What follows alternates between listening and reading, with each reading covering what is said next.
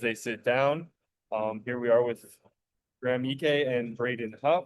I have the first one, Andrew. You are good to go. Hey guys, it's Andrew from KREM 2 in Spokane. I just wanted to ask a little bit about the defense this year and maybe how you guys think adding the likes of Davis, Mario, Jalen to, already having E-Man, who's such a good defender, and then you two. Have you guys thought about kind of like a desk defense lineup you can roll out at the end of games and maybe how those newcomers help you guys overall on that side of the ball? Yeah, defense has been a big part of the offseason, even the preseason, just harping on getting stops every time we can and just trying to string along kills. But I feel like everybody has really bought into the defensive side this year, including guys like you said, Mario, Davis, the young guys coming along, and even some of the newcomers with Jalen Worley, Adam Miller, and even E-Man, as you said. Yeah, everybody's bought in definitely on the defensive end, and we definitely look to hold our hats on that end. We know we can score the ball, but we definitely want to pride ourselves in playing great defense. Yeah, Graham said it perfectly. I think over the summer and into this fall, defense has been a big thing, and everyone top to bottom has been bought in, and I think it's really been shown early, and we just got to continue to stay on it and continue to make that key important thing for our squad. We'll go to Jack. Hey y'all, it's Jack Wallace from 4 News Now in Spokane, and I just wanted to ask y'all about just sort of y'all's positioning in the depth chart and how the bigs are this season, and adding guys like Parker, seeing where Mila's done in the offseason, and just how that unit's looking as you head into this year as this really, really solid front court, not just between you two, but sort of that whole group, including the guys at the bench. No, it's been great. We've been going at it with those guys all summer and fall in practice. Parker, he's picked up things fast as a freshman, and he's just been going in every day, willing to learn, which has been huge, and just trying to pick up everything, which I know. I remember my freshman days. I needed a redshirt year, so yeah, he's just been doing a great job of picking everything up, and along with that, and then Izzo, he's defensively, we talked about it, but like, what you're going to get out of him. He's going to protect the rim. He's going to be physical. And then offensively, I think he's made big steps this year. His touch around the rim, just grabbing rebounds, doing all the little things. So yeah, it's been great to go up against them in practice. I'm really excited for the bigs we got. Andrew, you're good to go. And then guys, I just wanted to ask you real quick, last night, Tyon put out a pretty heartfelt message after, hearing that his hearing was going to get scratched today. I just want to know how you guys are, being able to kind of put your arms around him at this time and be there for him when he's going through something that's obviously, really hurting him. Yeah, man, it's devastating, especially with the news that we heard about what's going on today. I talked to him last night. I saw him in the elevator late last night, and then that's when he had told me, and I gave him a big hug, and I was just like, man, just know that we're with you, and we got his back, and whatever he needs from us, we can be there for support. As much as we can control, we're going to be there. Team events, trying to get his mind off of this court case as much as possible, trying to do dinners, just trying to stay engaged with him outside of the things that are going on right now. But everybody's behind him, coaches included, the whole university's behind him, and we just hope for a great outcome with this. Jack, you can go ahead. And B Huff, you just got the last question for me. So one for Graham. Looking at the out of conference schedule this year, I know it's a very difficult one as always. Excuse me. Could you repeat the question? Yeah, no problem. Just out of conference this year is very difficult as always, and but it especially seems tough this season with teams like Creighton coming in, Oklahoma starting things out, Oregon, a bunch of other tough games. What's kind of this mindset going into this I guess last big season in the WCC and having another really tough year of non-con ahead, and what you can do to start off a lot stronger this season than what last season looked like beforehand? Yeah, the mindset has kind of been like just the iron and being sharpened daily. Everybody making each other better, being physical in practice, talking in practice, hitting our non-negotiables, making sure we're doing the little things every single day to stay consistent on the court. And we don't shy down from competition. That's why Coach put this great schedule up for us. We look forward to it. It's going to be a fun one, man. And honestly, we just look to enjoy every single day that we get with each other and make the most of our opportunities. But Rome wasn't built in a day, and we just got to take things by the day. We have Coach Few connecting, so I will give Brian the chance to just ask one real quick question. What's up, Coach? Hey guys, this is Brian. I'm working with the West Coast Conference this year for both Braden and Graham. You can never really be satisfied with the success that you had last year. As you look at your own game internally, what did you guys work on during this off season to help you guys improve going into this season? Yeah, I think the biggest thing defensively, just getting used to playing together and with the guards, just honing in on that side. And then offensively, just being able to shoot the ball, dribble, just honing on all those skills as well. Just becoming more well-rounded has been a big thing all summer. So yeah, it's been great, and I'm excited to showcase what we've been working on. Yeah, I think BF said it great. Just trying to be more well-rounded around the game, and just sharpen the tools that we're already great at, and then just add some new things. But definitely defensively, we just want to show, or even myself want to show, how much we've taken steps in the right direction on that end, and so we look forward to showing that. All right. Now that we have Coach Few on, John, the floor is yours to ask a question. Good afternoon. My question for Braden. You've averaged less than 1 assist per game during your career, not because you're a bad passer. I assume it's because that's not your role, but you tied a team high with 4 assists in the exhibition game. So was that just a happy accident, or do you think passing is going to be more of a focus for you in this season?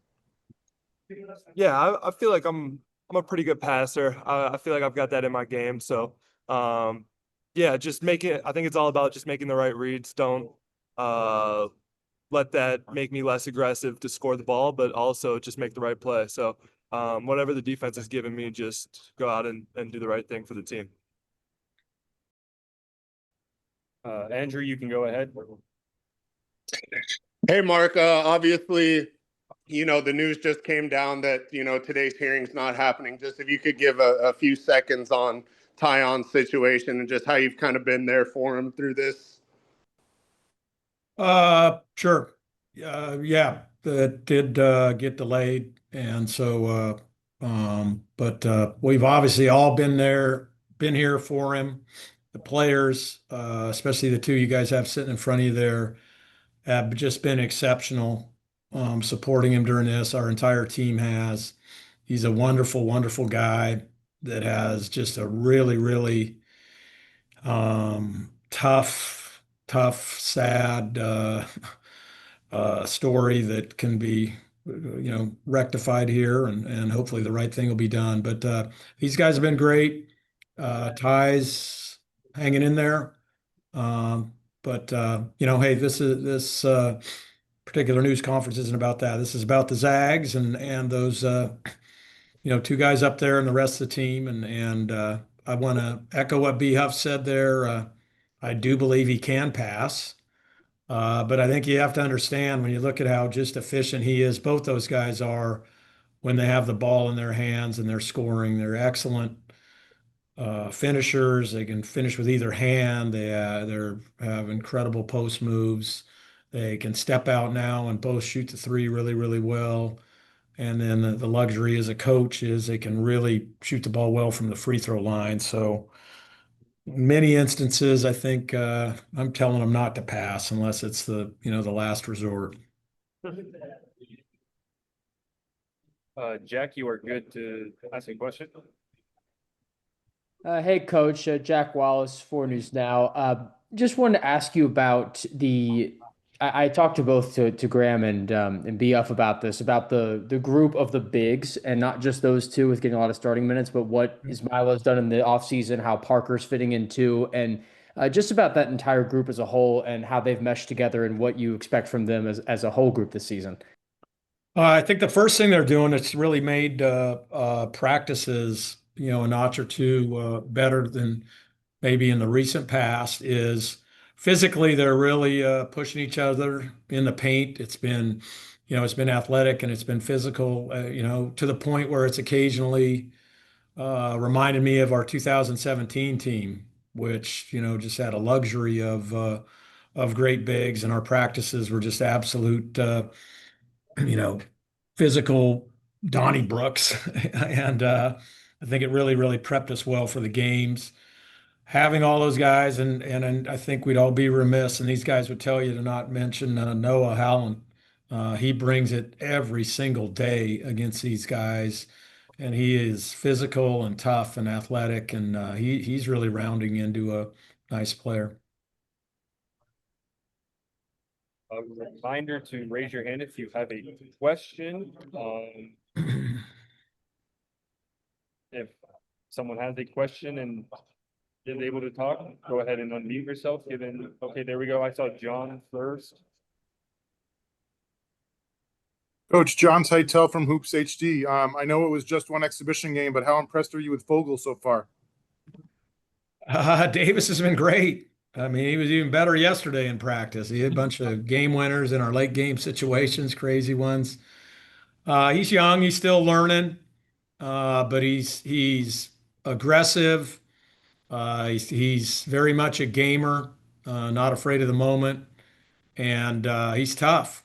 He's physically tough. You know, in that kind of sense, he reminds me of Chet. I think you look at his body and maybe think a finesse player, but he's far from that. And so he's got a really, really, really bright future in the good thing for us and for him is every week he's making a jump. So that's a good sign. Let's go with Brian. Hey, Coach, Brian Slack with the West Coast Conference. As you bring in these younger players into your culture and with this team, how do you help them adapt to the expectations that you've really set up with your tenure here at Gonzaga? I mean, we give them to them straight up. I mean, that's why they came here for the most part. I mean, they came here because they wanted to compete for a national championship. They wanted to have opportunity to play in a Final Four. They wanted the chance and the opportunity to go play all these national caliber games. And so we meet it head on. I think, everybody's got a total understanding of that when they get here and are in the program. Let's go with Andrew.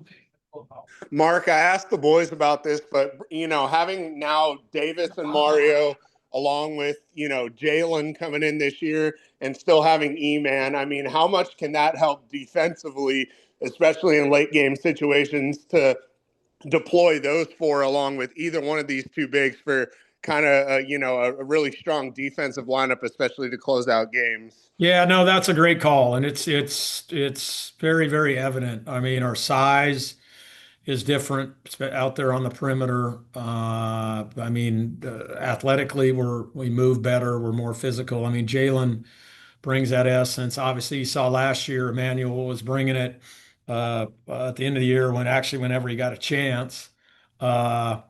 But I'd say across the board, we're bigger, we're longer, we're more athletic, and then you throw Tyon into the mix, hopefully, and then again, that gives us a team that's got really, really nice size. So I've been after these guys that needs to show. It needs to be very impactful. It needs to show on the glass. It needs to show in our rim protection. It needs to show in just deflections and just our defensive ball pressure.